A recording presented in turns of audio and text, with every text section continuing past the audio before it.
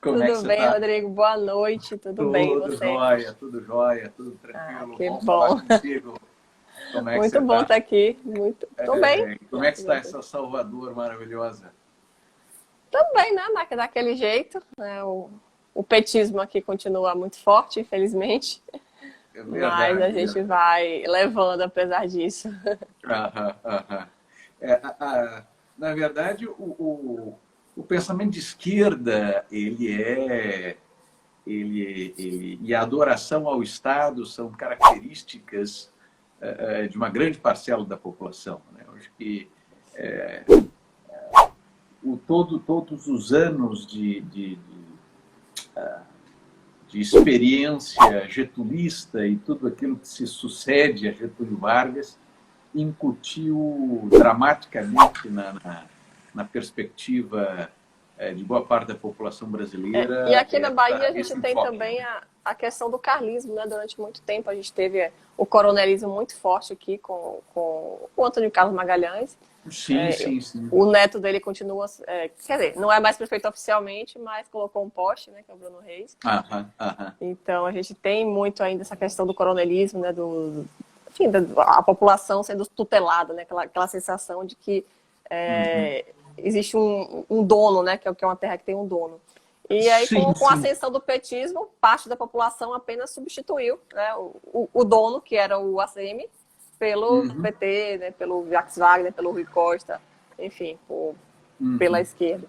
Então, assim, É, é, infelizmente, aqui da Bahia, a gente tem muito essa realidade de uma população que não sabe viver sem o Estado. Assim, né, não não, existe essa não, cultura. não, eu não diria, digamos assim, na Bahia, se a gente for observar, a gente tem uma percepção quase que clânica, né? Com clãs dominando a política na maioria dos estados, para não dizer todos, né? Mas é possível mapear em cada estado ali né, um conjunto de famílias que exercem ano após ano, né, exercem ano após ano, eleição após eleição, determinadas posições de mando, né? Isso. E quando observamos no próprio cenário nacional, quando observamos, você me escuta bem? Escuto sim. E você está me escutando bem? Escuto, ótimo, ótimo. Ótimo. E quando, não sei se eu boto esse fone aqui, Eu às coloquei vezes, porque aqui na minha rua é muito barulho, toda hora passa uma moto, um carro, então é melhor eu vou ver se eu coloco não esse aqui riscar. também. Vamos ver aqui. Opa, agora acho que deve ficar um Ficou pouquinho melhor. melhor. Ficou Tá sim, ficou certo. mais alto. Então, quando nós observamos no próprio cenário nacional, né, e você como uma ativista liberal percebe isso muito claramente, né? Como uma pessoa que luta pela liberdade percebe isso muito claramente, como as amarras políticas, como os arranjos políticos, como os desenhos políticos brasileiros são desenhos voltados para não renovação do cenário, né? São normas políticas eleitorais, né? São estruturas partidárias, né, engessadas na legislação. O que nós acabamos tendo, e isso não é uma opinião, né, isso são dados que podem ser colhidos, por exemplo, na Transparência Brasil. O Brasil é um dos piores países no que se tem em termos de renovação da classe política. Tá? Com certeza. E é engraçado que muitas vezes a gente vê, pelo menos aqui na Bahia, né, quando eu era repórter de jornal, toda vez que aqui tinha uma nova legislatura na Câmara de Vereadores ou na Assembleia Legislativa, era comum a pauta. A Assembleia teve X% de renovação, Câmara de Vereadores teve X% de renovação, às vezes era até um número alto. Mas quando você ia ver, a renovação era o filho do deputado, era o neto, era o cunhado, era um apadrinhado qualquer. Ou seja, não era renovação de verdade, né? Era Exatamente, exatamente. apenas uma pessoa mais jovem É, para levar as mesmas pautas adiante, para, enfim, continuar aquela dinastia. Então, renovação vai muito além de idade, né? Vai muito mais, tem muito mais a ver com ideias do que com idade. Exato, exato. Quando nós observamos essas manchetes, né, X%, às vezes até um número relativamente elevado, né? Uhum. Os dados da Transparência Brasil mostram, por exemplo, na Câmara dos Deputados e no Senado a coisa é mais grave ainda, mas na Câmara dos Deputados, taxa de renovação, ela é a taxa de verdadeira renovação, né? É baixíssima. Ela é ínfima, ridícula, porque é sempre assim, porque tantas mulheres se elegeram, aí você vai analisar ali, bom, essa aqui é a mulher do prefeito X, esposa essa de aqui fulano, secretária de ciclano, é a mulher do senador Beltrano, a filha de não sei quem, a filha de não sei quem, esse jovem, tantos jovens e tal, aí você vai ver, é como a renovação aqui, que o Sérgio Cabral era governador e aí o filho dele, né, jovem, né, vem por aí. deputado federal. Quer dizer, então, o Brasil ele tem essas estruturas extremamente voltadas, né, justamente para que não haja renovação. Né? Portanto, isso não é um privilégio da Bahia, talvez apenas na Bahia, assim como talvez no Maranhão, pelas características das lideranças, no caso do Maranhão com o José Sarney, no caso da Bahia com o Antônio Carlos Magalhães, né? Esta questão tenha ficado mais evidenciada, tenha ficado, digamos assim, mais com tonalidades mais fixas, né? Uhum. Mas nós observamos essa política clânica, né? Os clãs dominando a política brasileira de longa data, né? De longa Sim. data. Aqui mesmo, quando eu ingressei com a judicialização da questão das candidaturas independentes, num dos capítulos da minha petição, eu fiz, digamos assim, uma espécie de mapa, né, dos clãs políticos no Rio de Janeiro. Né, e nós temos alguns, né, e alguns, inclusive, que dominaram o Estado durante um tempo significativo, como o casal Garotinho, né, onde o Garotinho e depois a sua mulher, a Rosinha Garotinho, né, a filha deles, a Clarissa Garotinho, deputada federal, e assim sucessivamente outros clãs, e por que não dizer também, né, o clã dos Cozzolino, o clã dos Bolsonaro, o clã de N famílias que se dedicam inteiramente à política. Né? Então, esse é um traço, eu diria que esse é um traço marcante, talvez, da política brasileira. Né? Sim, e que nós precisamos romper. Né?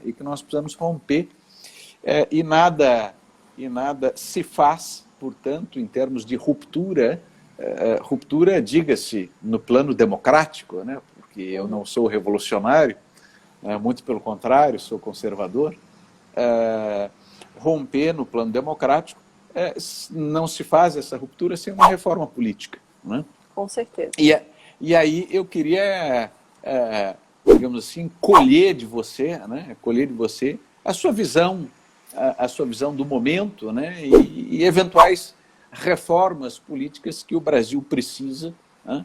e as questões que estão também na pauta aí, agora do Senado, né? Agora do Senado, eu vi que hoje, inclusive, hoje de manhã, foi aprovado agora há pouco, né? Havia sido feita agora, por volta do meio-dia, a CCJ. Né? Isso, e já teve a votação agora de tarde. Se mandou a plenário, né? Se mandou a plenário agora de tarde, 4 e pouco, 5 horas da tarde. Foi a plenária. Bem desidratada já a reforma. Mudou pouca coisa, mas o que mudou, assim, achei muita coisa. Dentre as coisas que mudaram, algumas foram para pior, como a questão das mulheres. Né? Acho uma forçação de barra você querer. Né, mulheres e negros, né? A mulheres questão dos e negros. Daqui a pouco vão ser gays, transexuais, enfim, as minorias, né, indígenas, as minorias né, vão se multiplicar. Mulheres, negros e indígenas, né? Mulheres, negros e indígenas. Assim, é importante que não tenha nenhum impedimento para que mulheres, negros, indígenas, transexuais, gays, o que seja, né, se candidatarem, né, receberem... Assim, o fundo partidário eu sou contra, né, para todo mundo. Tanto que eu quando eu fui candidata, eu não usei.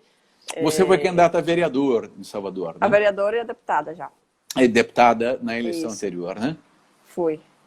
E eu não usei fundo partidário, eu acredito que é uma distorção enorme, né? O fundo partidário é um grande, no final das contas, né? Ele nasce como com um objetivo muito nobre, né? De dar dinheiro para que os pobres possam também se candidatar, para que possam fazer suas campanhas. Então, assim, é muito lindo, a teoria é muito linda, mas na prática é basicamente dar dinheiro para que os coronéis dos partidos elejam e reelejam quem eles quiserem ano a ano. Porque é o que acontece, né? O dinheiro do fundo partidário, né, fica sob o poder dos donos dos partidos, né? Porque a grande maioria dos partidos brasileiros tem dono.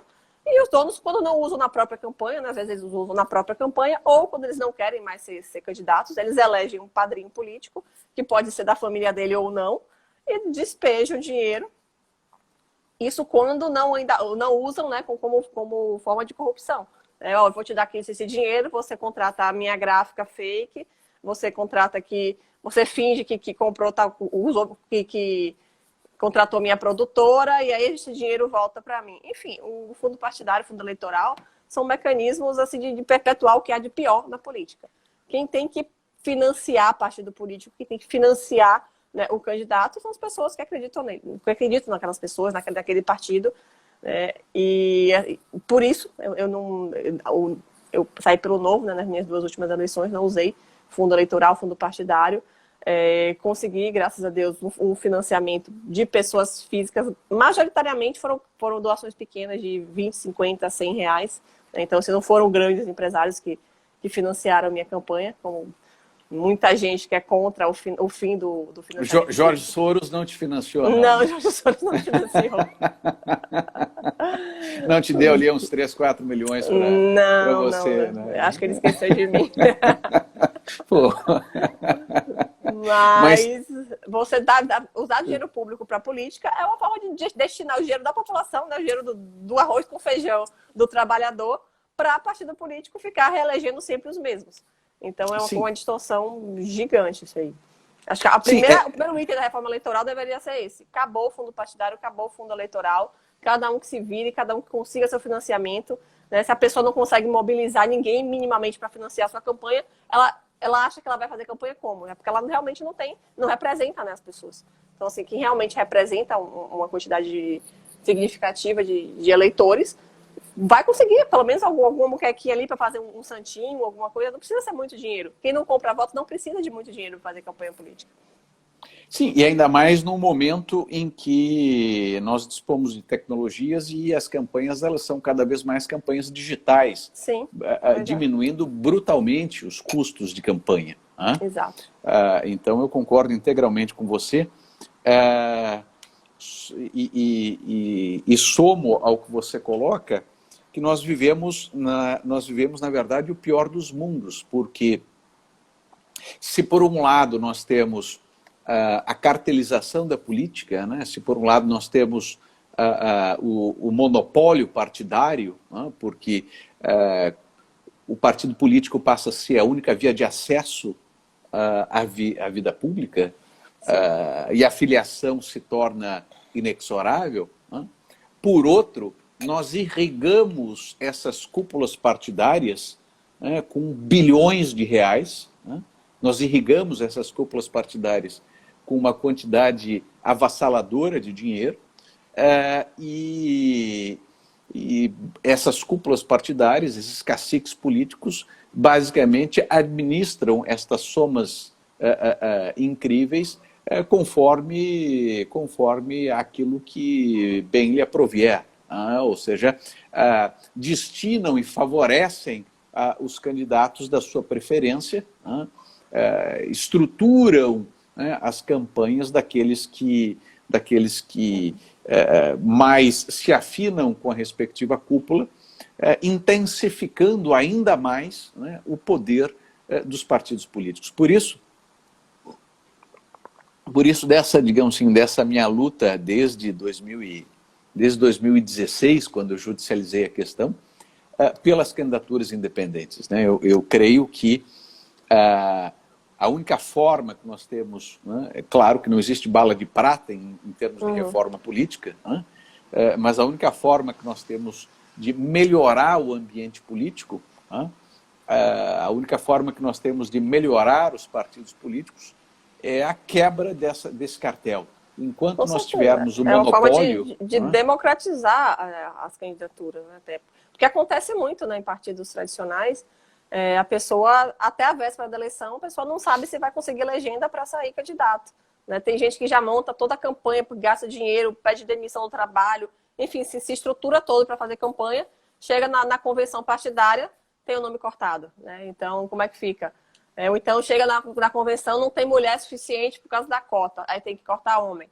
Aí essas pessoas ficam prejudicadas. Então, não tem nenhum sentido que seja obrigatório. O único sentido seria a questão do fundo partidário, fundo eleitoral, né? Que não teria como dividir, né, para candidatos independentes, iria dificultar. Mas aí a gente pode juntar aí uma coisa com a outra. Acaba o fundo eleitoral, o fundo partidário, e permite candidaturas independentes, né?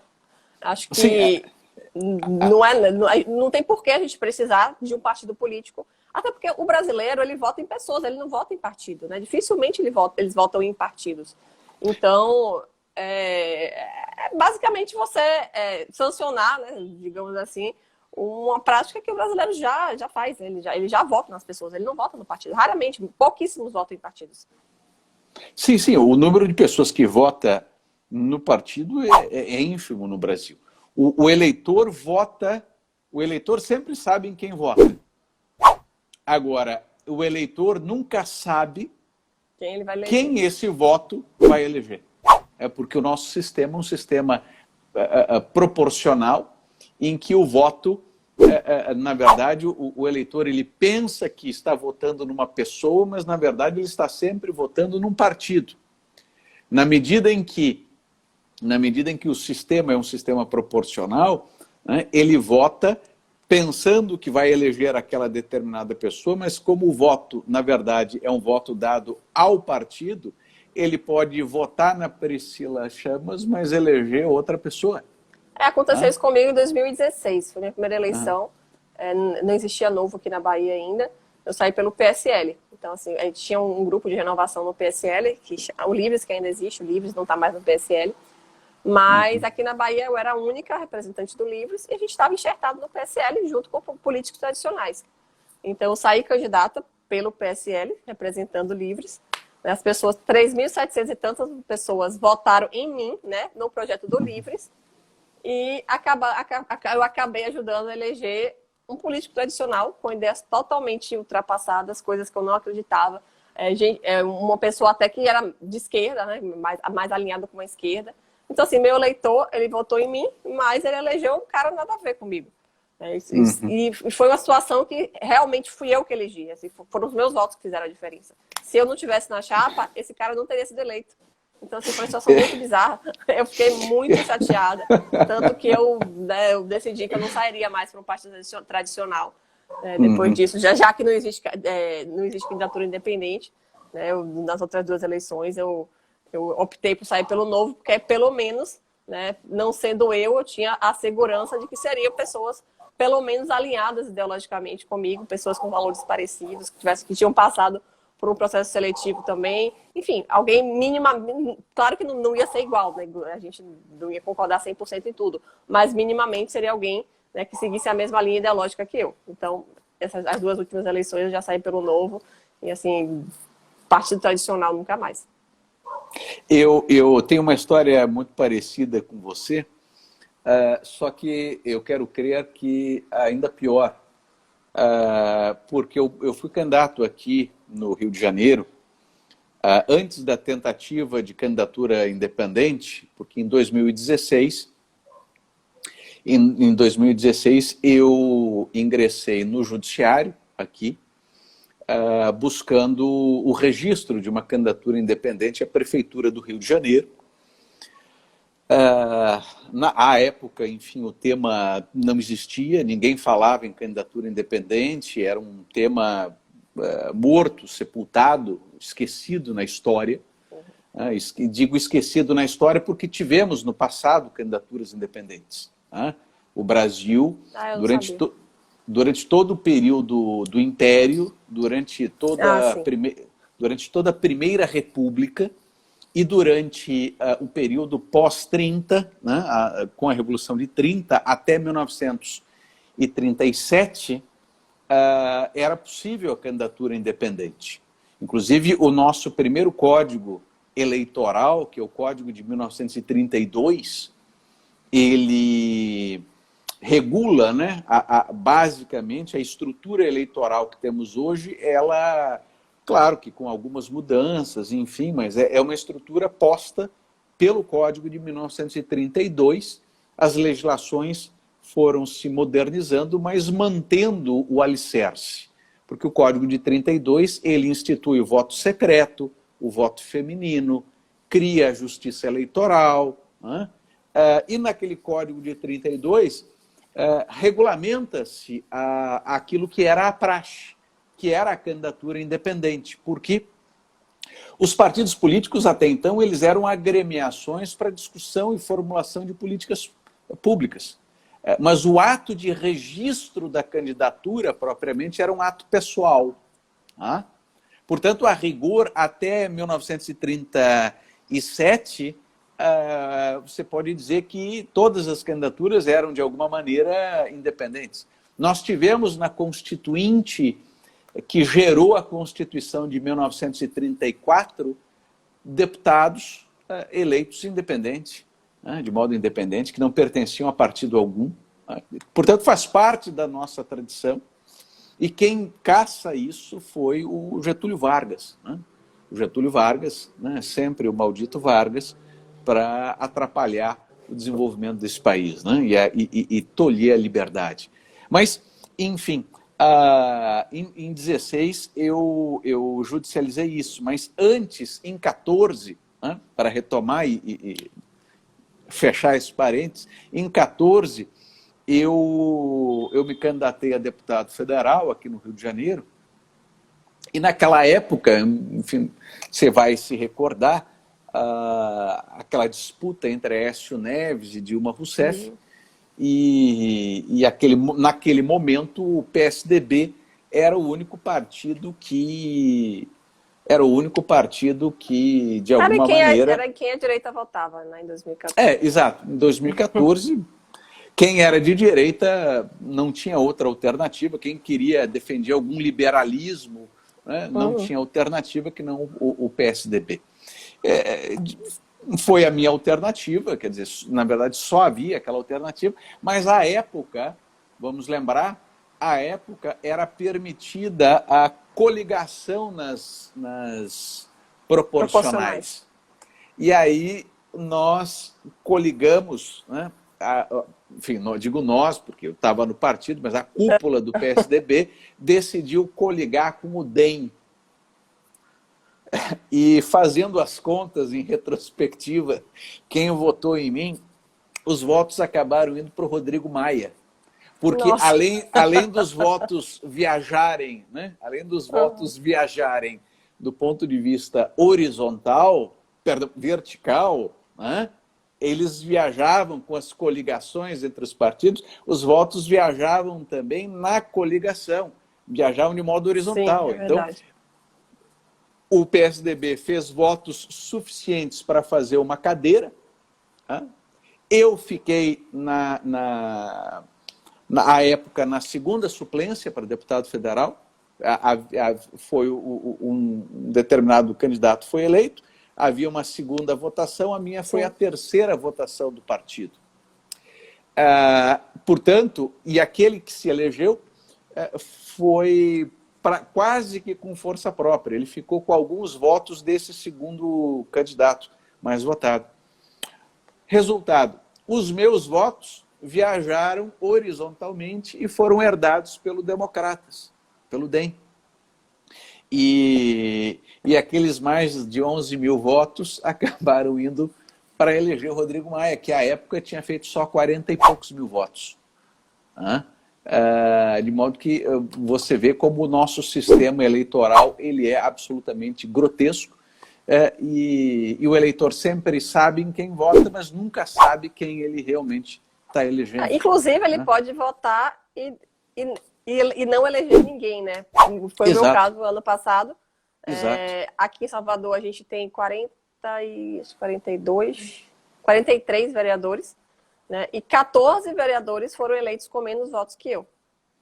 Eu tive votos suficientes para ser eleita, só que por conta, né, da questão partidária, né, de ser necessário que o partido fechasse uma quantidade determinada de votos para ter direito a uma cadeira, o meu partido, né, o Novo, é ainda um partido pequeno, teve poucos candidatos ainda iniciantes, então não fizemos, o Novo não fez a quantidade de votos suficientes.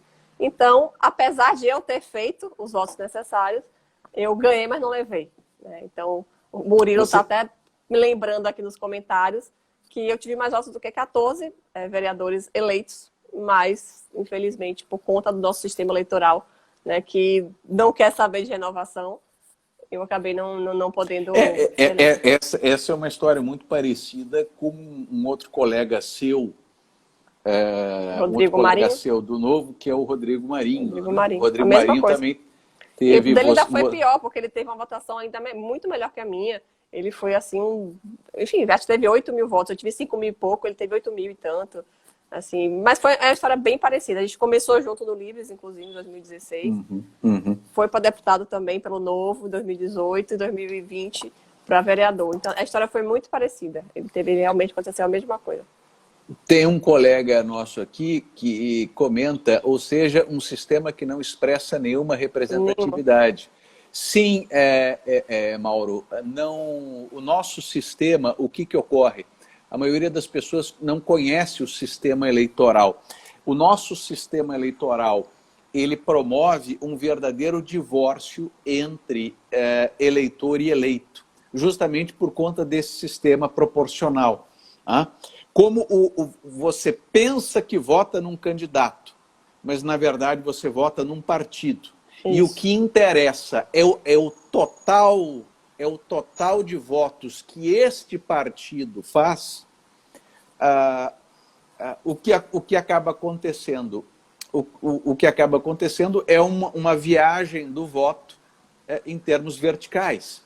Ou seja, você pode votar neste sujeito aqui, mas se alguém dentro do partido teve mais votos, ele vai herdar estes votos.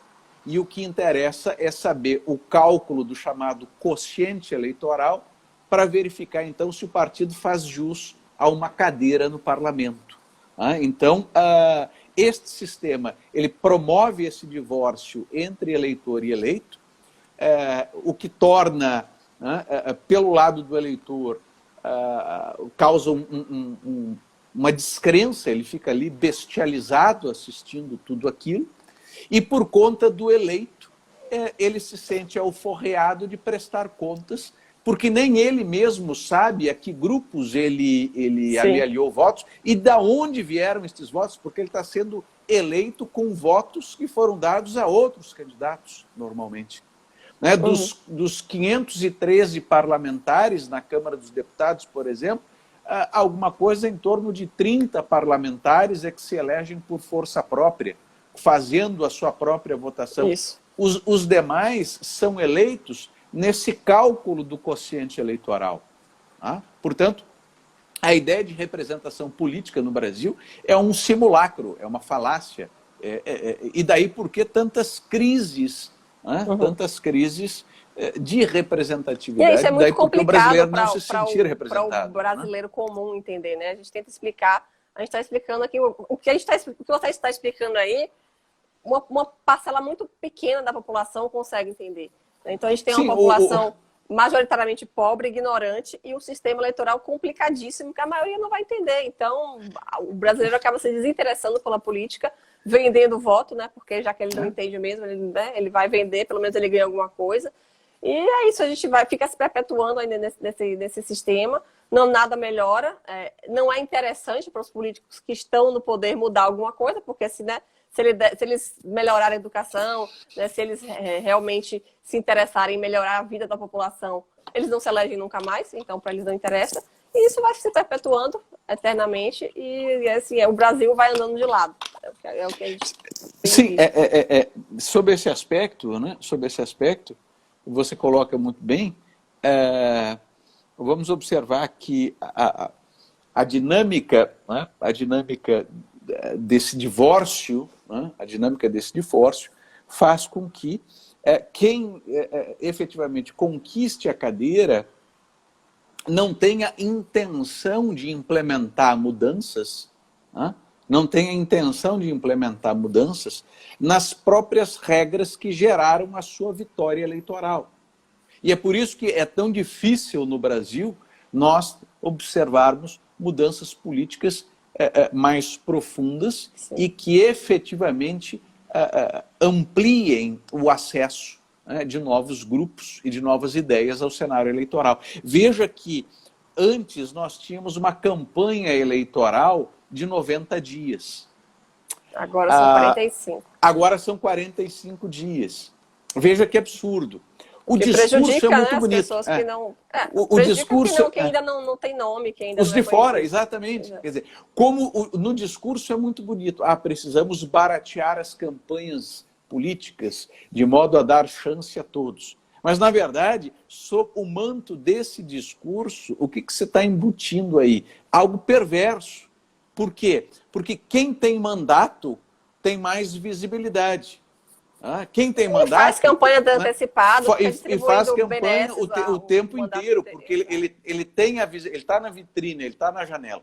Quem não tem mandato fica jogado no ostracismo, tem que ficar em silêncio, tem que ficar recluso, e agora teve uma janela comprimida em 45 dias, onde nesta curta janela ele precisa ganhar essa visibilidade, o que, na verdade, raramente ocorre e se torna uma guerra assimétrica. Se torna uma guerra assimétrica. Portanto, veja que a estrutura, né? Veja que a estrutura político-partidária, a estrutura eleitoral, todas elas conspiram para a manutenção do sistema, para a manutenção do status quo.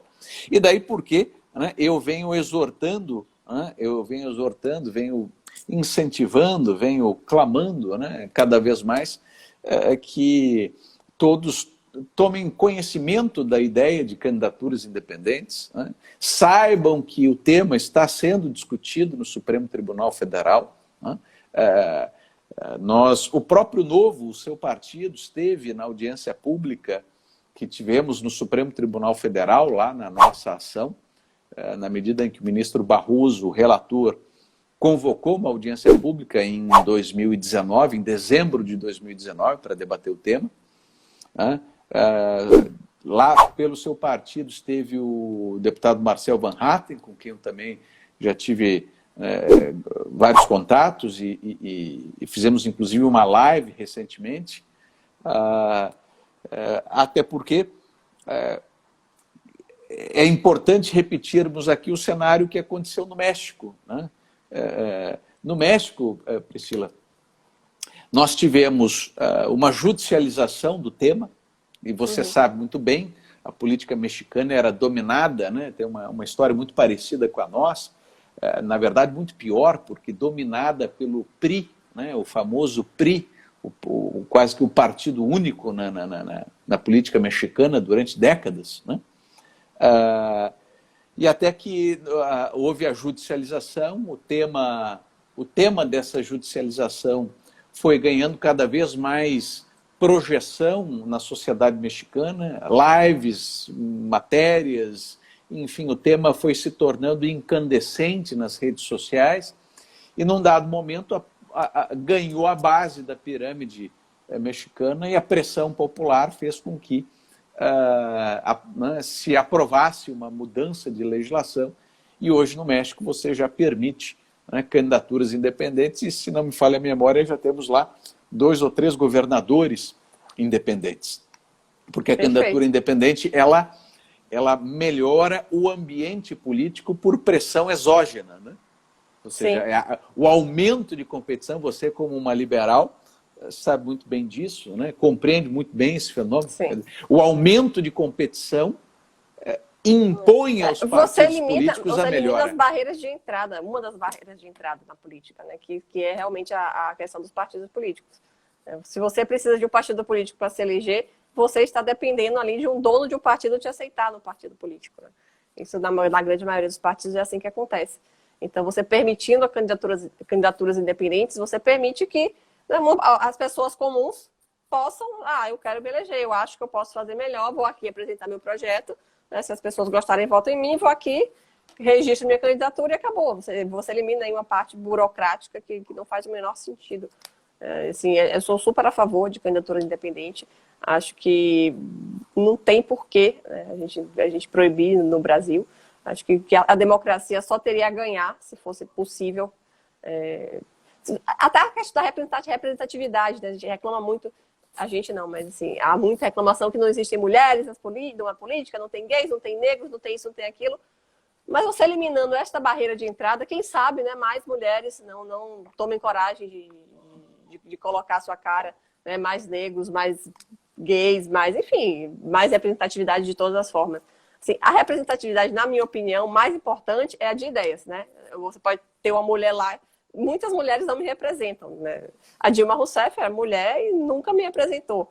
Então, acho que é mais importante do que representar um sexo, representar, né, um gênero, uma orientação sexual, é representar as ideias que eu acredito, né? Então, não importa muito se é homem, se é mulher, se é gay, se é negro, se é branco, se é amarelo.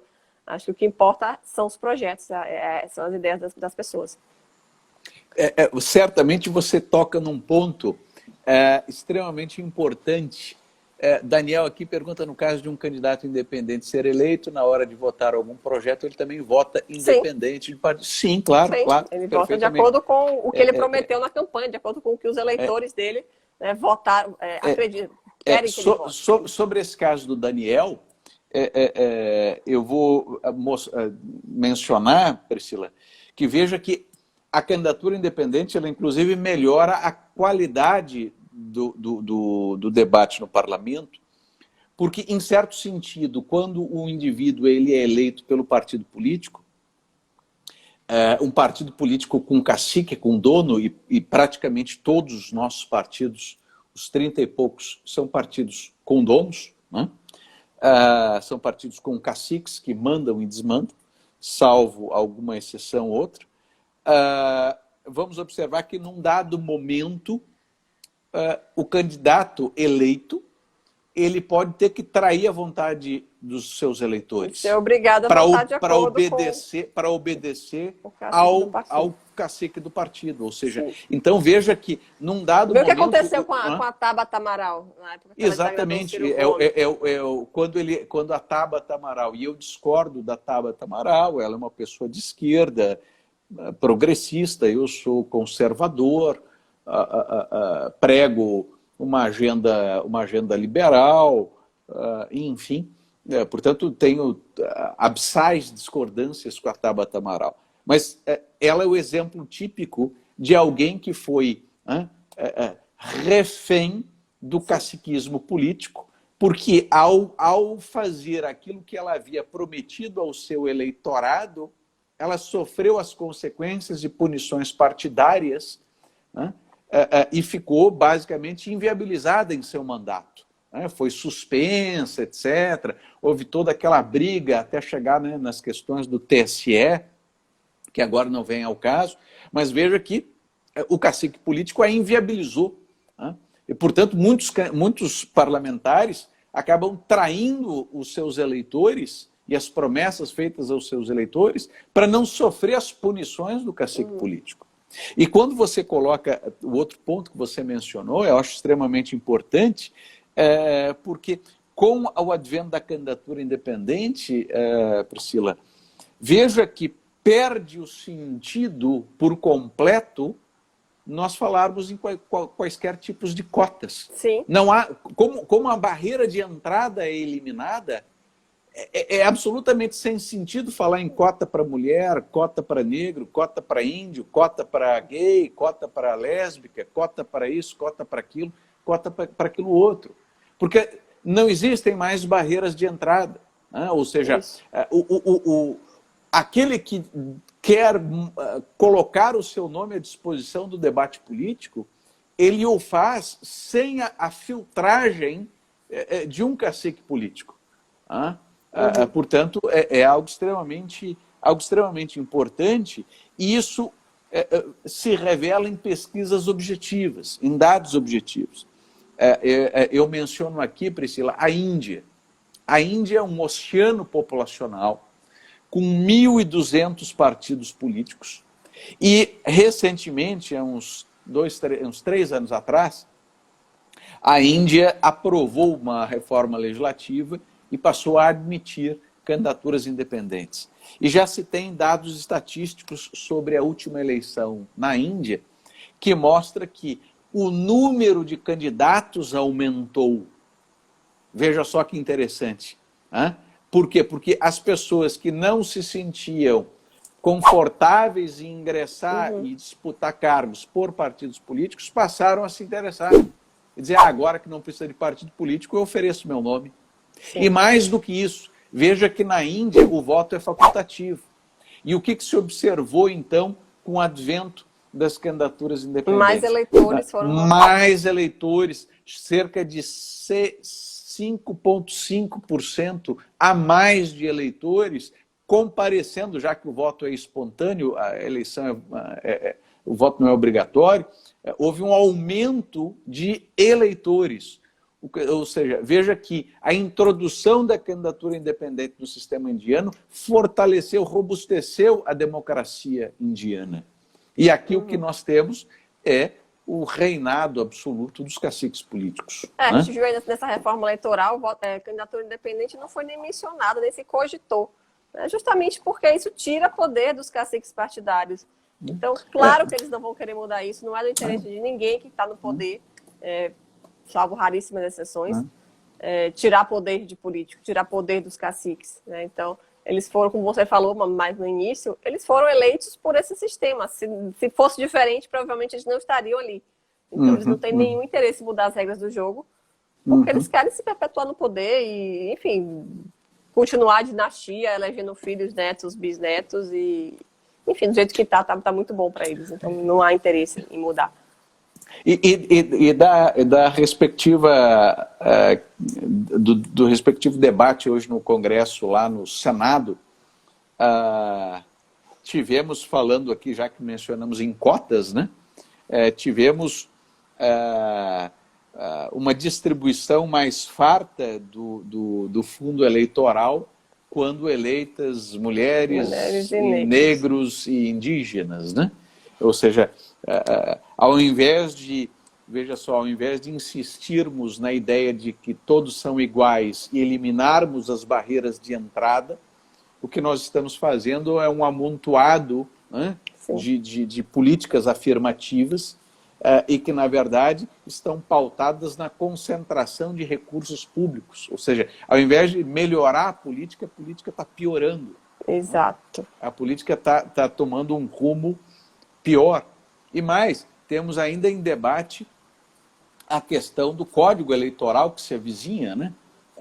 E um Código Eleitoral que não foi debatido. Né? 900 artigos no Código Eleitoral, flexibilizando prestação de contas, diminuindo a punição aos partidos, flexibilizando o uso desse fundo partidário, porque no atual sistema a utilização do fundo partidário tem algumas amarras, mas agora, né, se o partido político, a direção do partido político achar importante e relevante aquela determinada despesa, o dinheiro poderá ser utilizado. E aí eu fico imaginando... Ninguém pergunta ao dono do dinheiro, né, que somos nós, os cidadãos que trabalhamos para sustentar esses políticos, depois de outra coisa. Se a gente concorda com isso, se a gente quer que nosso dinheiro sirva para isso. E o mais absurdo é que aí a gente fica destinando o nosso dinheiro para pessoas que querem, na verdade, nos destruir. Porque quando o nosso dinheiro é colocado na mão do PSOL, do PCdoB, do PCO, né, do PSTU, do Partido Socialista, e por aí vai, são pessoas que querem a destruição da propriedade privada, as restrições à liberdade individual, o controle do Estado sobre as nossas vidas, né, a ampliação ainda maior da máquina pública, Quer dizer, num país em que já há um gigantismo do Estado de modo absolutamente grotesco, e aí nós temos que financiar, né? Nós temos que financiar essas pessoas. Então E vice-versa, né? Pessoas é, que são de esquerda, que acreditam em tudo isso que você é. falou, são obrigados a financiar também políticos que não acreditam, que têm ideias completamente opostas. Sim, Então não tem sentido que a gente tenha que financiar. Exatamente. Seja, vai financiar exatamente. alguém que seja pelo menos, né, um partido ou um político, um candidato que a gente acredita nas ideias, que a gente quer realmente ver eleito. Esse negócio de todo mundo ter que financiar todo mundo, realmente Como dizia Bastiat, né? A ilusão em o Estado é um. O Estado é a ilusão de que todos vivem às custas de todos. Às custas de todos. Né? Bastiat era sensacional, absolutamente sensacional. É exatamente isso aí, né? Se todo mundo acha que todo mundo isso. acha que o dinheiro é infinito, né? Que vai viver às custas do Estado, mas na verdade o Estado vive às custas da gente. Então não tem nada que o Estado possa dar pra gente que não tire da gente mesmo antes. Vai ter que tirar de algum lugar. É mais ou menos aqueles idiotas postando, tomando vacina e com um cara, viva o SUS, meu Deus do céu. O cara fica 5 horas na fila da vacina, debaixo do sol quente. Viva uma SUS, vacina. Obrigada, SUS. Se fosse uma clínica privada, você atravessaria a rua e 5 minutos estava vacinado. Você paga uma tonelada de impostos para sustentar o SUS e uma vacina custa aí $5, quer dizer, $6, alguma coisa. Você paga 50 vezes isso em impostos, quer dizer, o mínimo que o SUS pode fazer é dar uma vacina para o desgraçado, meu Deus do céu. Não, engraçado, quando a gente critica o SUS, aparece um monte de defensor do SUS. Ah, porque o SUS é ótimo, é um sistema maravilhoso. 99,99% dessas pessoas que defendem o SUS tem plano de saúde e não abrem mão.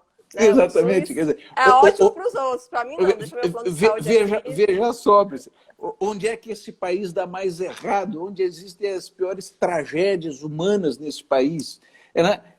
Em 3 áreas. Em 3 áreas. Na saúde, na educação. Eu nem vou botar nesse plano a segurança e depois explico por quê. Mas a saúde, a educação e o saneamento. Tudo bem, agora fizemos uma reforma na questão do saneamento, né?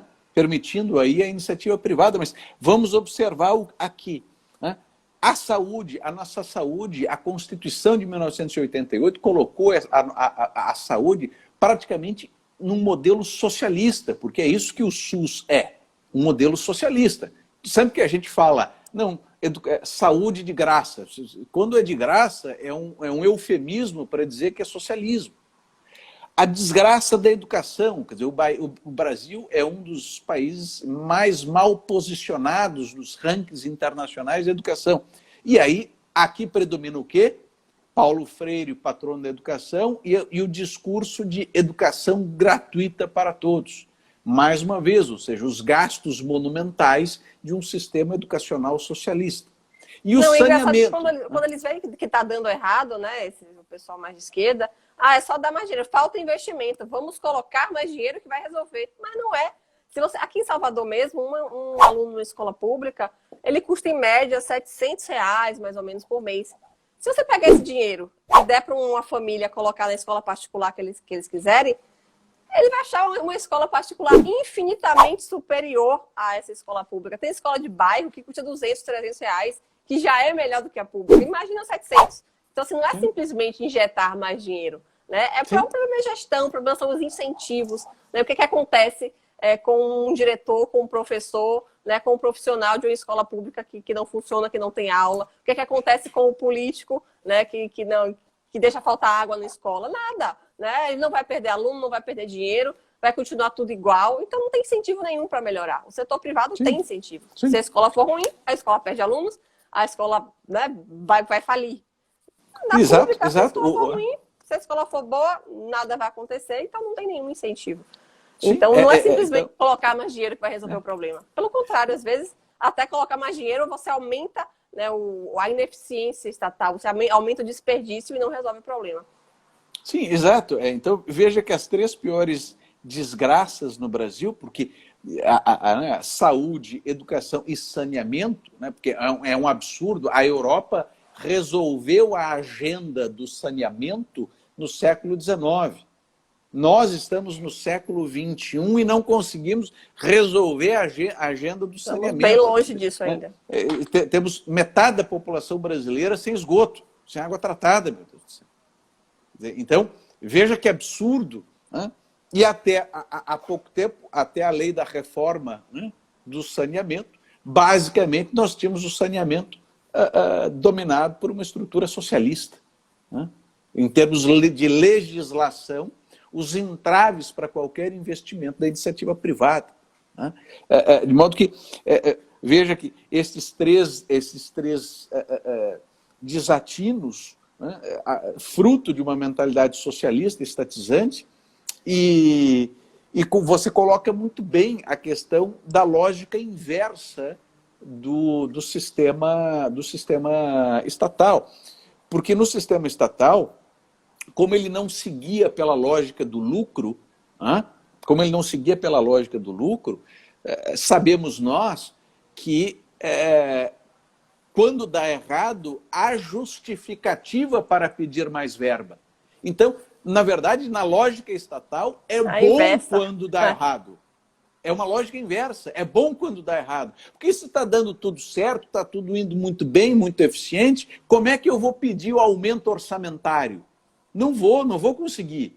Agora, se está indo mal, é fácil dizer, olha, eu preciso de mais verbas. Então é uma lógica inversa. Falta investimento. O falta investimento é um discurso eterno. É um discurso eterno que justifica, né, sempre e sempre, né, mais aumento de impostos, mais verbas, mais isso, mais aquilo, mais concurso público, etc, etc, etc, até que, né, sejamos todos funcionários públicos, né, um país onde 100% da população seja funcionária pública. Quer dizer, esse é o sonho e o paraíso socialista, né? É irrealizável, mas utópico, né, mas esse é o sonho e o paraíso socialista. Mas eu já estou tomando seu tempo há quase uma hora. Daqui a pouco ele vai ser cortado pelo Instagram. Eu queria que você fizesse aí as suas considerações finais, Priscila. E já, de antemão, já deixo aqui o convite para que daqui mais algum tempo a gente volte a ter esse papo, abordando outras questões aí, não de ordem necessariamente de ordem em termos de reforma política, mas de questões econômicas que o Brasil precisa, né? Ou uma agenda liberal que o Brasil precisa. Tenho certeza que a gente vai se divertir bastante nessa prosa. Então, por favor, as tuas colocações finais, e desde já quero te agradecer imensamente por ter cedido esse tempo para mim, que foi extremamente agradável, muito, muito bom. Muito bom. Rodrigo, eu te agradeço, foi excelente o nosso papo, né? Conte comigo para a gente conversar mais uma próxima vez. O Instagram chega em uma hora de live, ele corta, né? Então a gente realmente não tem como se alongar aqui mais.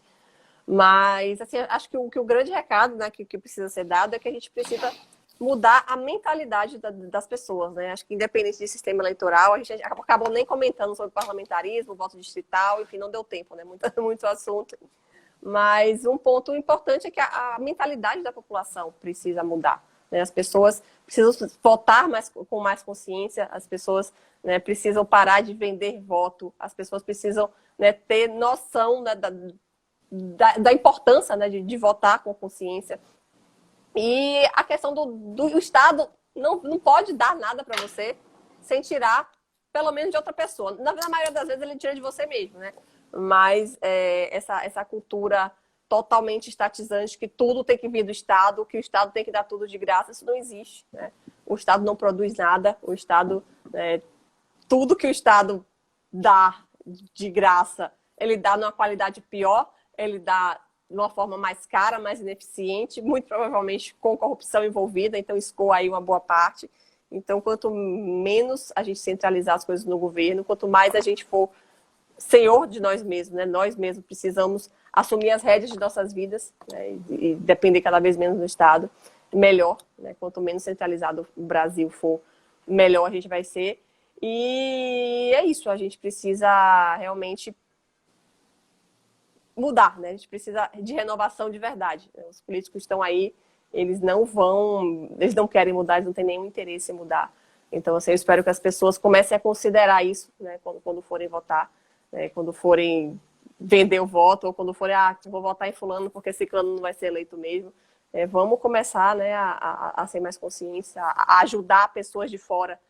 Eu, como ex-candidata, eu sei o quão difícil é, né, uma pessoa totalmente out da política, uma pessoa totalmente de fora, entrar para realmente fazer alguma coisa para mudar, não para tirar da política, não para, né, se beneficiar da política, mas para doar o seu tempo, para doar, né, a sua energia, os seus projetos. Então, assim, é muito difícil, né, uma pessoa de fora conseguir entrar e fazer alguma coisa. Então, se você conhece alguém, né, se você mesmo quer entrar, vamos apoiar as pessoas, vamos apoiar quem realmente está entrando para fazer a diferença, para mudar, quem não é filho de político, quem não é neto de político, quem não faz parte do sistema. Acho que falta muito esse apoio, né, das pessoas, do eleitor, de uma maneira geral. As pessoas cobram muito, as pessoas dão muito palpite, mas na hora de ajudar, de botar a mão na massa, são poucos os que fazem. Na hora do vamos ver, vamos vender aqui o voto, vamos, enfim. Então, fica aí o recado, vamos ajudar aí essa renovação de verdade, porque a próxima legislatura não pode ser renovação com filho de político e neto de político, tem que ser renovação de verdade. Não pode. Parabéns, então, muito Obrigada, obrigado, Rodrigo. Muito obrigado. Boa noite abraço, a todos. Obrigada um abraço na tua família, um grande beijo. Pra você também. Tá Tchau, bom? tchau. Boa noite. Tchau, tchau. Obrigado. Tchau, tchau.